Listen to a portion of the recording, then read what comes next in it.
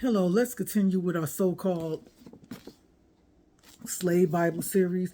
And today we'll be coming from the book of Habakkuk Chapter 1. And let's see if we could try to determine why those who enslaved our ancestors did not want them to have access to the book of Habakkuk. The book of Habakkuk, chapter 1, verses 1 through 4.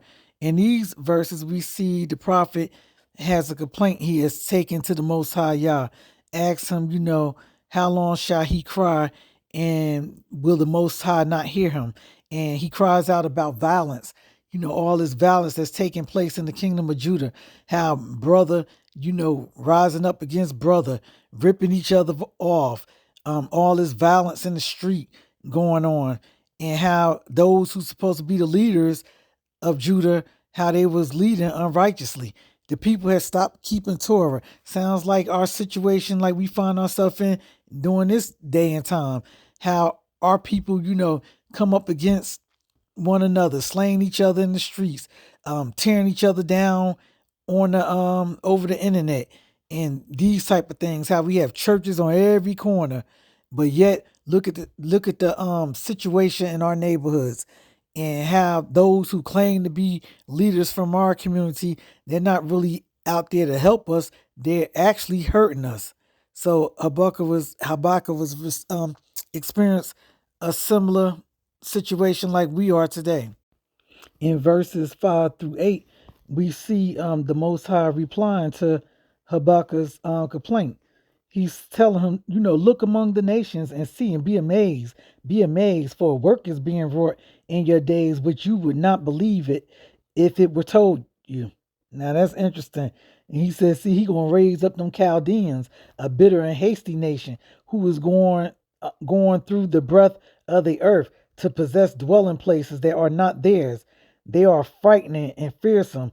Their right ruling and their exaltation proceed from themselves. Their horses shall be swift, swifter than leopards, and more fierce than evening wolves. And their horsemen shall charge ahead, and their horsemen come from afar, and they fly as the eagle, rushing to eat. So he gonna raise up the Chaldeans. Sound it's like really when King Solomon said in the book of Ecclesiastes that there's nothing new under the sun. Well, we could sure say that, because that's exactly what he did when he raised up them Babylonians against us. And I know Babylon, you gotta look at it spiritually. It's that same spirit. It ain't go nowhere. Verses 9 through 11. Here is letting us know that these Chaldeans, which are the Babylonians, they come for violence. They love violence. It's in their blood. It's all in their faces. When they gather their captives, they gather them like sand. They don't respect sovereign leadership. They laugh at them. No respect whatsoever. They also laugh at all the strongholds, because they're able to bulldoze straight through them and pile them up and seize it. So no respect whatsoever. So now, Judah want to behave violently towards one another. Now they done met their match. Someone, a people that's more violent than them. Verses 12 through 15. Habakkuk says, "Are you not from everlasting, my set apart one? Why are you going to allow them to rule over your people and to chasten them? They are more wicked than your chosen ones. They gather men like they gather fish caught up in a net. They are ruthless. They take pride and rejoice in their ruthlessness." Don't that sound like this government here? How they take pride and they rejoice doing wickedness. They rejoice bringing terror to people. That just brings joy to them. I never seen anything like it. But this is what Habakkuk is saying, about the Babylonians. And why would the Most High use the Babylonians to chasten Judah when they're even more wickeder than Judah? Verses 16 and 17 is the conclusion of chapter 1 of Habakkuk. Habakkuk is lamenting because he doesn't understand how the Most High could allow the Babylonians to oppress the other nations with all their arrogance and pride. Their trust is in their military might and not in the Most High Yah.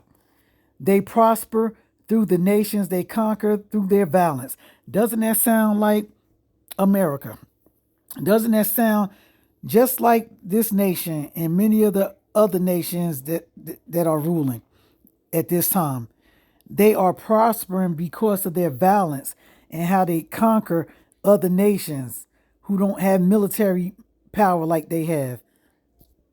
But we see this is one reason why I believe that those who enslaved our ancestors did not want them to have access to the book of Habakkuk, because they would see themselves in it.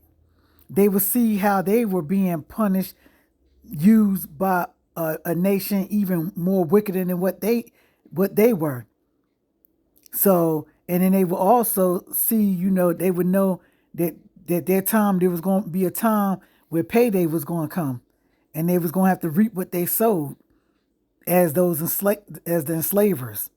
So, until we meet again and come back and do chapter 2, y'all be blessed.